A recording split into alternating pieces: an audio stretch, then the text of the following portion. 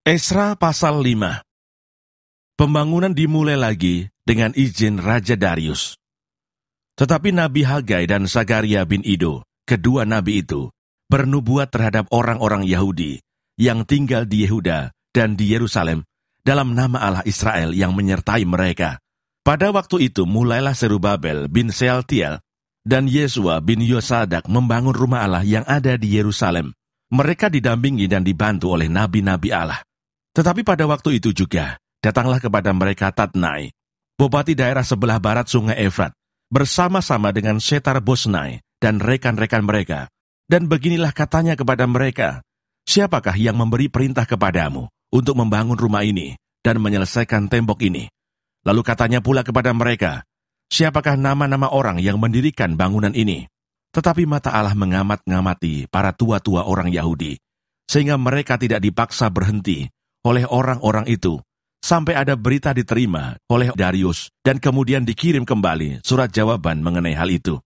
Inilah salinan surat yang dikirim Tatnai, bupati daerah sebelah barat sungai Efrat, bersama-sama dengan Setar-Bosnai dan rekan-rekannya, para punggawa daerah sebelah barat sungai Efrat, kepada Raja Darius. Mereka mengirim laporan tertulis kepadanya, yang bunyinya sebagai berikut. Kehadapan Raja Darius, salam sejahtera. Kiranya Raja maklum bahwa kami datang ke daerah Yehuda, ke rumah Allah yang maha besar. Rumah itu sedang dibangun dengan batu yang besar-besar, sedang dindingnya dilapisi dengan kayu. Dan pekerjaan itu dikerjakan dengan seksama, dan berjalan lancar di tangan mereka. Kemudian kami menanyai para tua-tua itu, dan beginilah kata kami kepada mereka, "Siapakah yang memberi perintah kepadamu untuk membangun rumah ini dan menyelesaikan tembok ini?" Lagi pula kami tanyakan kepada mereka nama-nama mereka untuk memberitahukannya kepada tuanku dengan mencatat nama orang-orang yang mengepalai mereka. Inilah jawaban yang diberikan mereka kepada kami. Kami adalah hamba-hamba Allah, semesta langit dan bumi, dan kami membangun kembali rumah yang telah didirikan bertahun-tahun sebelumnya, didirikan dan diselesaikan oleh seorang Raja Israel yang agung. Tetapi sesudah nenek moyang kami membangkitkan murka Allah semesta langit, mereka diserahkannya ke dalam tangan Nebukadnezar, Raja negeri Babel, orang Kasdim, yang merusak rumah itu dan mengangkut bangsa itu sebagai tawanan ke negeri Babel. Akan tetapi pada tahun pertama zaman Kores, Raja negeri Babel, dikeluarkanlah perintah oleh Raja Kores untuk membangun rumah Allah ini. Juga perlengkapan emas dan perak dari rumah Allah yang telah diambil oleh Nebukadnezar dari bait suci yang di Yerusalem dan dibawa ke dalam bait suci yang di Babel. Diambil pula oleh Raja Kores dari bait suci yang di Babel itu dan diserahkan kepada seorang yang bernama Sesbazar yang telah diangkatnya menjadi bupati. Perintahnya kepadanya, "Ambillah perlengkapan ini, pergilah dan taruhlah itu di dalam bait suci yang di Yerusalem dan biarlah rumah Allah dibangun di tempatnya yang semula."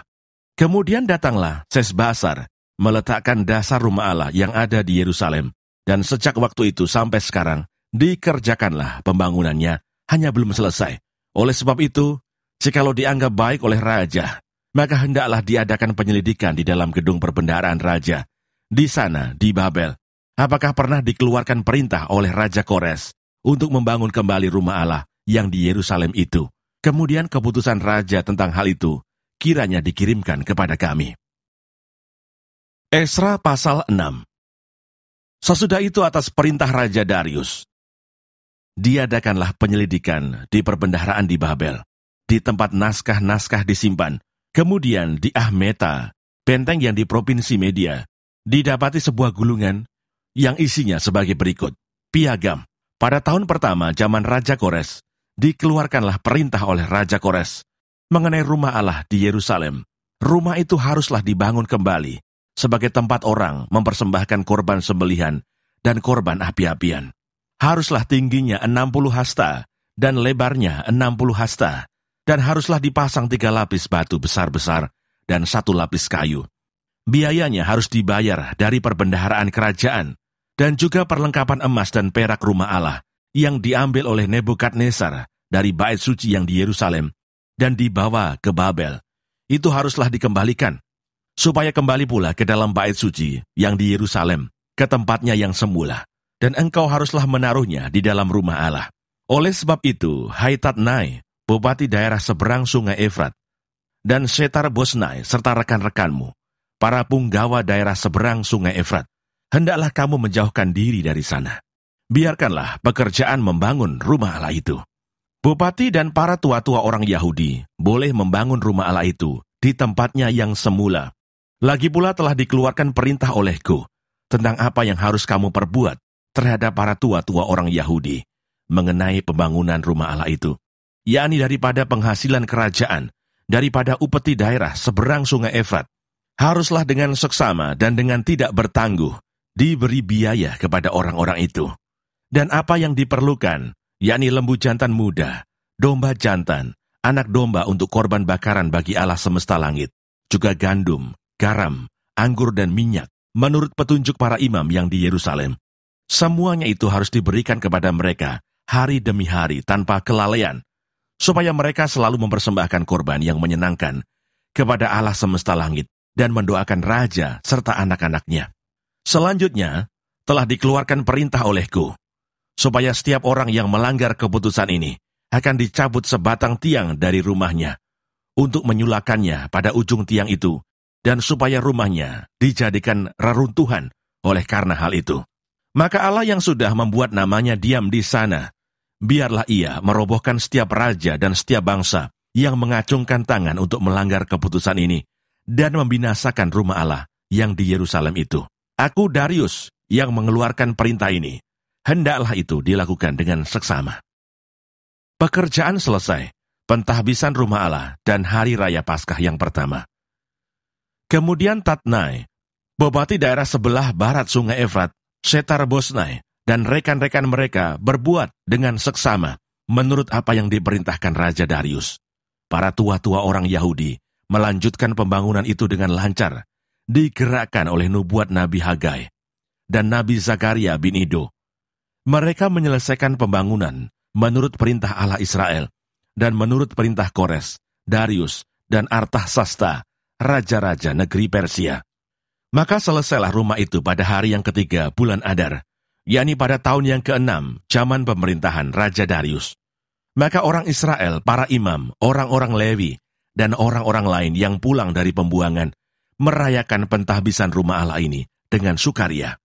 Untuk pentahbisan rumah Allah ini, mereka mempersembahkan lembu jantan 100 ekor, domba jantan 200 ekor, dan anak domba 400 ekor, juga kambing jantan sebagai korban penghapus dosa bagi seluruh orang Israel, 12 ekor menurut bilangan suku Israel.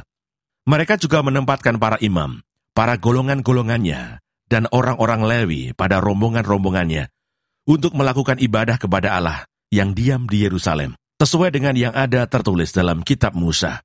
Dan pada tanggal 14 bulan pertama, mereka yang pulang dari pembuangan merayakan Paskah, karena para imam dan orang-orang Lewi bersama-sama mentahirkan diri, sehingga tahirlah mereka sekalian.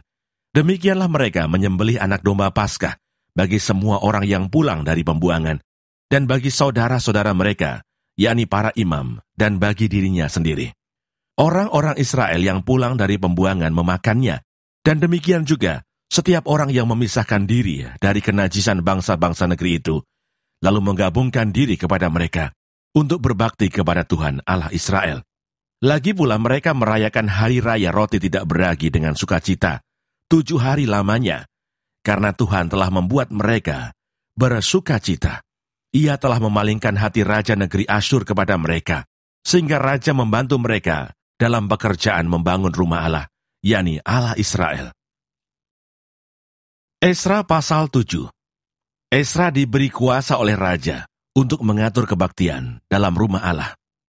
Kemudian daripada semuanya itu, pada zaman pemerintahan Artasasta, raja negeri Persia, maka berangkatlah Esra bin Seraya, bin Azarzia, bin Hilkia, bin Salum, bin Sadok, bin Ahitub, bin Amaria, bin Asaria, bin Merayot, bin Serahia, bin Usi, bin Buki, bin Abisua, bin Penahas, bin Eleazar, bin Harun, yaitu Harun, imam kepala.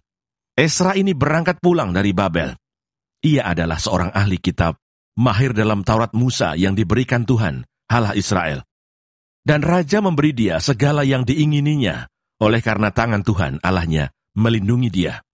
Juga berangkat pulang ke Yerusalem beberapa rombongan orang Israel dan imam, orang Lewi, penyanyi, penunggu pintu gerbang, dan budak di Bait Allah pada tahun ke-7 zaman Raja Artasasta. Lalu tibalah ia di Yerusalem pada bulan ke-5, yakni pada tahun ke-7 zaman raja itu. Tepat pada tanggal 1 bulan pertama, ia memulai perjalanannya pulang dari Babel, dan tepat pada tanggal 1 bulan ke-5, ia tiba di Yerusalem, oleh karena tangan murah Allahnya itu melindungi dia.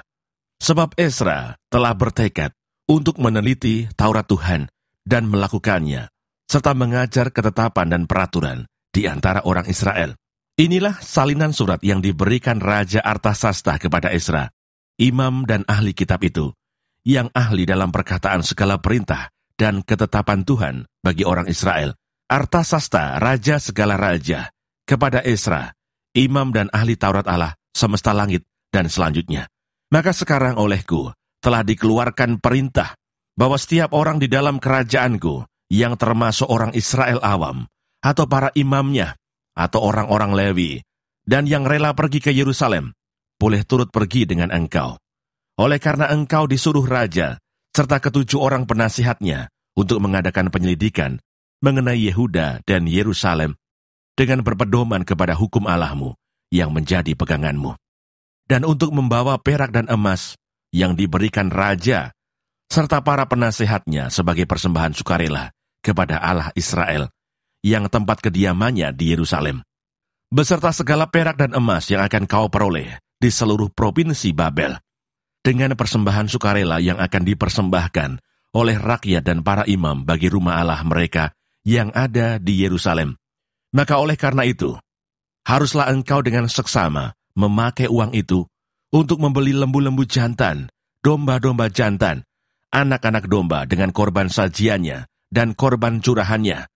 Dan haruslah semuanya itu kau persembahkan di atas mezbah di rumah Allahmu yang ada di Yerusalem. Tetapi apa yang dianggap baik olehmu dan oleh saudara-saudaramu untuk diperbuat dengan perak dan emas yang selebihnya, boleh kamu perbuat sesuai dengan kehendak Allahmu. Hanya perlengkapan-perlengkapan yang diserahkan kepadamu untuk ibadah di rumah Allahmu, sampaikanlah itu ke hadapan Allah di Yerusalem. Dan yang lain yang masih diperlukan untuk rumah Allahmu, yang pembayarannya menjadi tanggunganmu, itu boleh kau bayar dari perbendaharaan kerajaan. Kemudian aku, Raja Artasasta, telah mengeluarkan perintah kepada semua bendahara di daerah seberang sungai Efrat. Begini, segala yang diminta daripadamu oleh Imam Ezra, ahli Taurat Allah semesta langit, haruslah dilaksanakan dengan seksama. Dengan memakai perak sampai jumlah 100 talenta, gandum sampai jumlah 100 kor, anggur sampai jumlah 100 bat, minyak sampai jumlah 100 bat, dan garam tidak terbatas. Segala sesuatu yang berdasarkan perintah Allah semesta langit harus dilaksanakan dengan tekun untuk keperluan rumah Allah semesta langit, supaya jangan pemerintahan raja serta anak-anaknya kena murka. Lagi pula kami beritahukan kepadamu bahwa tidaklah sah bila para imam, orang Lewi, penyanyi, penunggu pintu gerbang, budak di Bait Allah dan para hamba rumah Allah dikenakan pajak, upeti atau bea. Maka engkau, hai Ezra, angkatlah pemimpin-pemimpin dan hakim-hakim sesuai dengan hikmat Allahmu yang menjadi peganganmu, supaya mereka menghakimi seluruh rakyat yang diam di daerah seberang sungai Efrat, yakni semua orang yang mengetahui hukum Allahmu, dan orang yang belum mengetahuinya haruslah kau ajar. Setiap orang yang tidak melakukan hukum Allahmu dan hukum raja harus dihukum dengan seksama, baik dengan hukuman mati maupun dengan pembuangan, dengan hukuman denda atau hukuman penjara. Terpujilah Tuhan Allah nenek moyang kita, yang dengan demikian menggerakkan hati raja, sehingga ia menyemarakkan rumah Tuhan yang ada di Yerusalem, dan membuat aku disenangi oleh raja dan penasihat-penasihatnya, serta segala pembesar raja yang berkuasa. Persiapan perjalanan. Maka aku menguatkan hatiku, karena tangan Tuhan Allahku melindungi aku, dan aku menghimpunkan dari antara orang Israel beberapa pemimpin untuk berangkat pulang bersama-sama aku.